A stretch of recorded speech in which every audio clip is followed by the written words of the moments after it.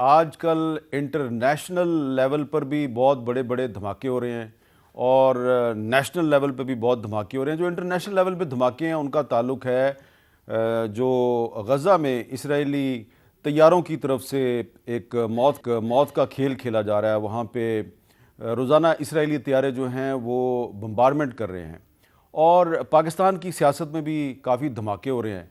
तो तमाम धमाके ही आपके लिए अहम हैं, लेकिन आज हम गुफ्तगू का आगाज़ करेंगे पाकिस्तान में सियासी धमाकों से। आप जानते हैं कि तहरीक इंसाफ के एक साबिक रहनुमा फ़रख हबीब साहब ने आज अपनी पार्टी छोड़ने का ऐलान कर दिया है और उन्होंने इस्तेहकाम पाकिस्तान पार्टी में शमूलियत का ऐलान किया है। पाकिस्तान का जो आइन है अगर हम उसको सामने रखें तो पाकिस्तान के हर शहरी को अपनी मर्ज़ी की सियासी जमात में शमूलियत का हक़ हासिल है, छोड़ने का भी हक़ हासिल है। लेकिन माजी में जो लोग सियासी जमातें छोड़ते रहे और दूसरी जमातों में शमूलियत इख्तियार करते रहे, उनके बारे में हमारे मेहरबान दोस्त जनाब फ़रख हबीब साहब क्या कहते रहे, ज़रा सुने। जो लुटा बनेगा वो 17 जुलाई को ना भूले। अवाम में अब लुटों की जगह नहीं है। वो वक्त चला गया जब आप वफादारियां तब्दील करवाया करते थे। अब अवाम बड़ी सियानी हो गई है। उनके गर्दन के ऊपर बंदूक रख के, खौफजदा करके, हरासा करके, जेलों में डालकर इस वक्त जो है वो उन्हें कहा जा रहा है कि आप पार्टी को छोड़ें, आप इमरान खान को छोड़ें। हम अपनी जानों का नजराना देंगे, इमरान खान के साथ हम डट के खड़े होंगे। जो करना है तुमने वो कर लो और इमरान खान हमारी रेड लाइन है, कान खोल के सुनो। हमने कान खोल के सुना था, इमरान खान आपकी रेड लाइन थी। और आज प्रेस कॉन्फ्रेंस में फ़रख हबीब साहब ने यह भी कहा कि वो अपनी मर्ज़ी से ही कहीं चले गए थे, उनको कोई कहीं ले के नहीं गया था।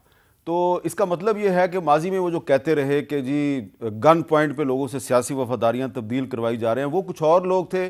फ़रख हबीब साहब ने अपने ज़मीर की आवाज़ पे सियासी वफादारी तब्दील की और आज जो प्रेस कॉन्फ्रेंस है उसमें उन्होंने क्या कुछ कहा, ज़रा सुने। खान साहब अब खुद ही अपने मकसद से हट गए हैं और कायदे आज़म के पाकिस्तान की बजाय हमारे हवाले कर दिया फराह गोगी, बुशरा बीबी और उस्मान बुज़दार का पाकिस्तान। तो यार 3.5 साल हम उस्मान बुज़दार भी डिफेंड करते रह गए, जो शख्स खुद किसी को नहीं डिफेंड, अपने आप को नहीं डिफेंड कर सका। अगर आइंदा भी कभी मौका मिला तो फिर उस्मान बुज़दार ही आना है। अगर फिर उस्मान बुज़दार ही आना है जो कि सिर्फ आपका एक हैंड पिक्ड बंदा हो, जिसको आप कहें रात है तो रात है, दिन कहें तो दिन, और बंदे कोई नहीं काबिल थे। ऐसे ऐसे काबिल लोग थे जिनको आपने टिश्यू पेपर की तरह यूज़ करके, इस्तेमाल करके आपने उनको जो है वो साइड पे कर दिया आप उनको। तो अब सवाल ये पैदा होता है कि पहले उस्मान डार साहब ने तहरीक इंसाफ छोड़ी, उसके बाद सदाकत अब्बासी साहब ने तहरीक इंसाफ छोड़ी और आज फ़रख हबीब साहब ने तहरीक इंसाफ छोड़ दी और इस्तेहकाम पाकिस्तान पार्टी ज्वाइन कर ली।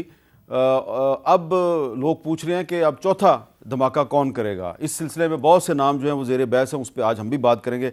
हमारे साथ गुफ्तगू के लिए मौजूद है जनाब अताउल्लाह तारड़ साहब, मुस्लिम लीग नून के सीनियर रहनुमा हैं, जनाब शुएब शहीन साहब तर्जुमान हैं चेयरमैन तहरीक इंसाफ के, और जनाब सेनेटर ताज हैदर साहब सीनियर रहनुमा है पाकिस्तान पीपल्स पार्टी के, कराची से उन्होंने हमें ज्वाइन किया।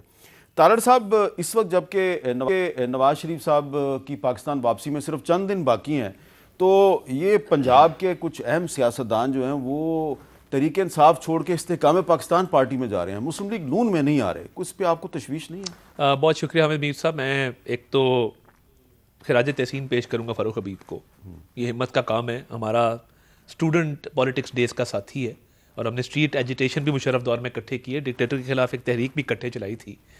तो देखिए, इस काम के लिए हिम्मत चाहिए होती है कि 9 मई का एक वाक़या हुआ। आप समझते हैं कि एक जमात, आप जिन नज़रियात के तहत उसमें शामिल हुए थे वो उन नज़रियात से इनहराफ कर गई है, उन नज़रियात से हट गई है, तो ठीक है, उसने एक चॉइस की।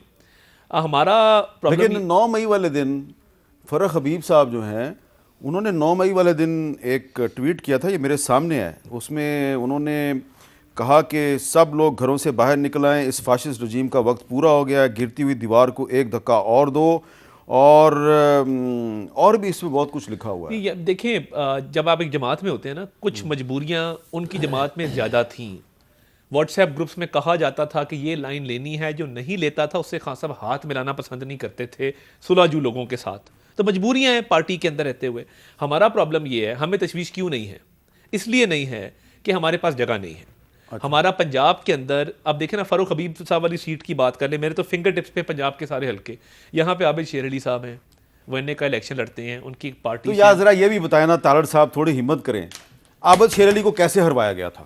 आबिद शेर अली को उस वक्त के जो इस्टेब्लिशमेंट के करता धरता लोग थे, जनरल फैज साहब, जी ऑब्वियसली उस वक्त के लोगों ने मिल के ये प्लान किया कि ये इमरान खान को लॉन्च करना है, तो उसके कोलेटरल डैमेज में कुछ सीटें जो हमें हराई गई थी उसमें आबिद शेर अली की सीट बिल्कुल सामने थी, आरटीएस बिठाया गया, इससे इनकार तो नहीं है ना। ये मैं समझता हूँ ये फैक्ट्स हैं, इसमें हिम्मत वाली तो बात ही कोई नहीं है। ठीक है। ये फैक्ट्स हैं और फैक्ट्स बयान कर देने आपके चाहिए। पास जगह नहीं है इसलिए फरक हबीब साहब आपके पास हमारे नहीं पास जगह नहीं है, आईपीपी के पास जगह है, ज़रूर जाएं, बड़े शौक से जाएं, मगर जो लोग ज़मीर की आवाज़ पे अब इस वक्त पार्टी वो छोड़ के और 9 मई के हवाले से अपना एक स्टांस रखते हैं, मेरा ख्याल है ये हिम्मत और जुर्रत का